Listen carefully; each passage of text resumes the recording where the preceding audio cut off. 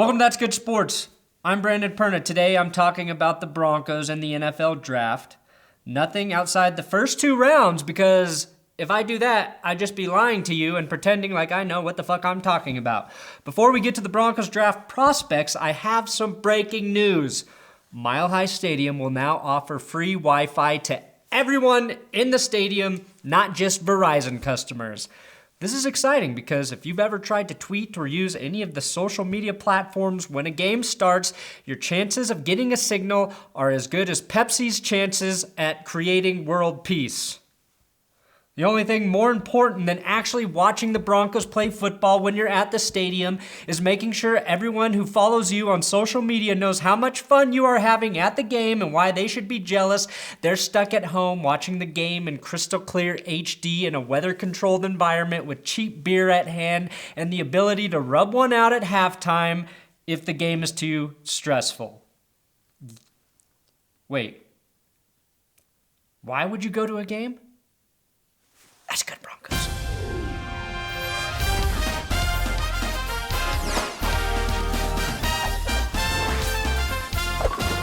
Look, there are several ways you can support this channel. You know my sponsor, CWHemp.com. I do have a Patreon account, so if you want to give me your hard-earned money, check out the link to my Patreon in the description. But I'm trying something new. It's called GawkBox, and it's 100% free to you. That's right, click on the GawkBox link in my description, and if you need some apps, you need Angry Birds Mobile Strike free gaming apps. If you download them through my GawkBox, I get paid money.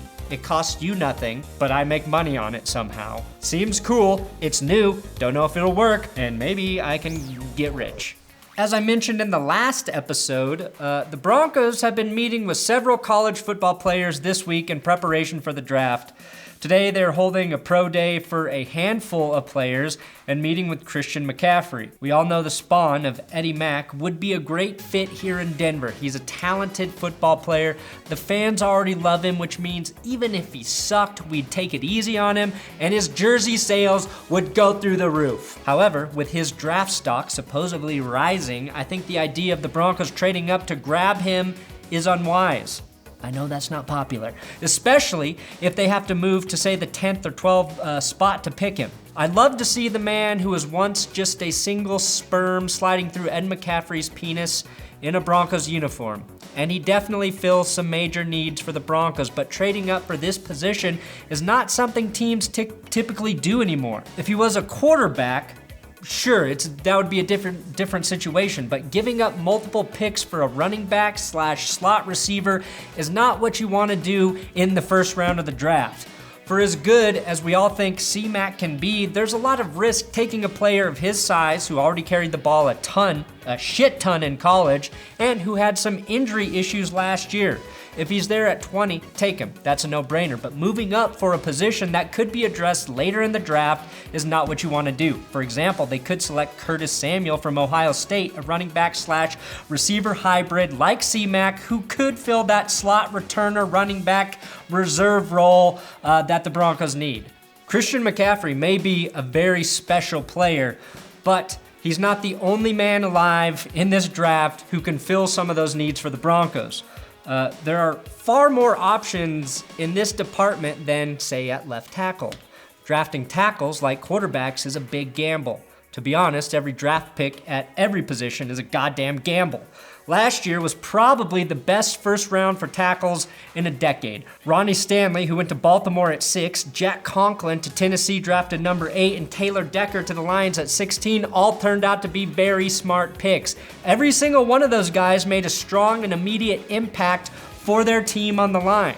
Whoever's making offensive line selections for the Tennessee Titans needs a fucking raise. Jack Conklin and Taylor Lewan, both Titans, both rated as top 10 tackles in the NFL last year. Those were the riches from the 2016 draft. 2015 proved to be a very poor year for first-round tackle selections. Andres Pete was selected 13th by the Saints.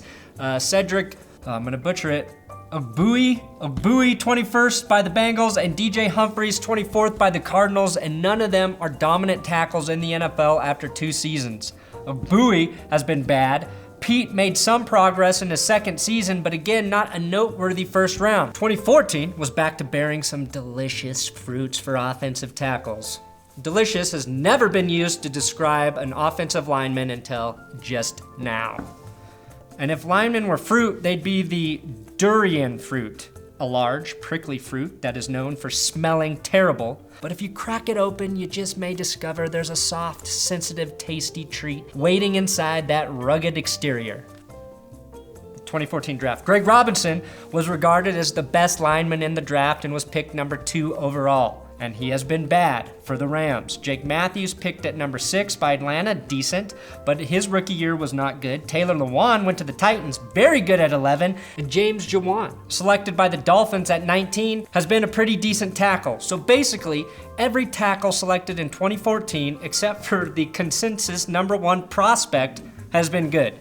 In 2013, 3 of the first 4 picks were tackles: Eric Fisher, Luke Joeckel, and Lane Johnson. Eric Fisher has underperformed in Kansas City. Luke Joeckel, taken by the Jags, was moved to guard, got hurt, was released, and now will play in Seattle. Lane Johnson, selected after both of those guys, has been a far superior tackle in the NFL. Given he's a right tackle, not a left tackle, but my point is, tackles are very hard to project at the next level. The other 2 tackles taken in the first round were DJ Fluker and Justin Pugh, or Pug, who was moved to guard. So, if NFL scouts believe this is a weak draft class for left tackle, it probably is.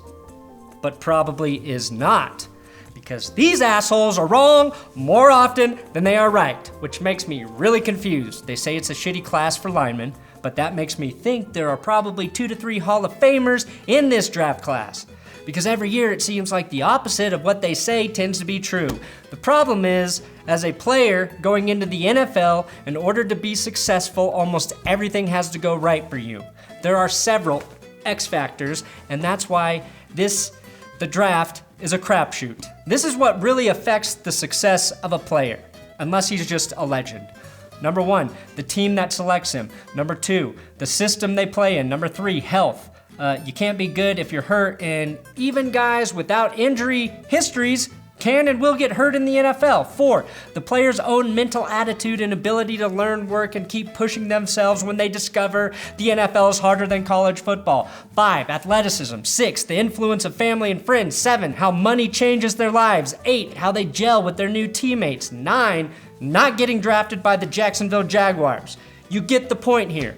I do believe NFL scouts actually know what they're talking about. I think most of them are very good at their jobs, but there are too many things that can happen to very good players that prevent them from succeeding. Every situation is different. Every set of circumstances is different. So when they start mocking drafts right after the draft for next year, it's fucking stupid. But we read it why are we reading mock drafts in May about next April's draft? Because we're fucking crazy, that's why. But then there are guys like Joe Thomas, thought to be the best tackle in the draft, and turned out to be the best goddamn tackle in the draft. Oh, I am glad I am not an NFL GM. Right now, the top 3 tackles in the 2017 draft are considered to be Cam Robinson, Ryan Ramczyk, and Garett Bolles, who all come with some question marks. I like Bolles because I listened to Mark Schlereth talk about him, and as a former lineman, I hold his opinion higher than others. If Bolles goes 20 to the Broncos, fine, but there's no guarantee that he'll be better than, say, Javarius Lehman from South Carolina State, who could be taken in the middle or late in the draft, or Chad Wheeler from USC, who visited with the Broncos this week.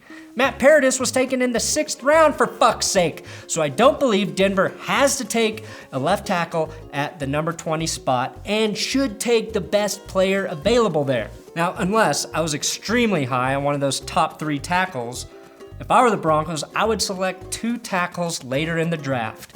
One in, say, the 2nd or 3rd round, and maybe one in the 5th or 6th round. That would make a lot of sense, especially if the Broncos trade that 20th pick to Cleveland, which would give Denver 2 second-round selections. The other thing to remember is the draft sometimes gets dictated by positional runs. All of a sudden, every team is trying to select an offensive lineman or a wide receiver, etc., etc. If that happens early with tackles, it could force Denver to make a tackle selection sooner than they want. We don't know. We just have to wait. Right now, left tackle King Dunlap and defensive tackle Vance Walker are still free agents. I'd like to see Walker return to Denver, and I wouldn't mind if the Broncos signed Dunlap kind of as an insurance policy, as we know he has 8 years of left tackle experience, even though he appears to be on the decline. I believe Denver is waiting to see who they get through the draft before they make a decision on either of the players like Vance Walker or Dunlap, if they are in fact even entertaining the idea of signing either of those guys. Collectively, I think as Broncos fans, we will be thrilled if Christian McCaffrey falls to 20, or if a playmaker is taken at that spot like tight end David Njoku. I'd even be happy with another fucking pass rusher at 20 or a dynamic linebacker who can play in coverage the way Danny Trevathan did. If a left tackle is taken at 20, we better pray, and I mean fucking pray to the football gods that everything goes right for that guy and he can beat the odds and become an immediate starter at that tackle position. That's my draft analysis. Probably more to come as I research this more.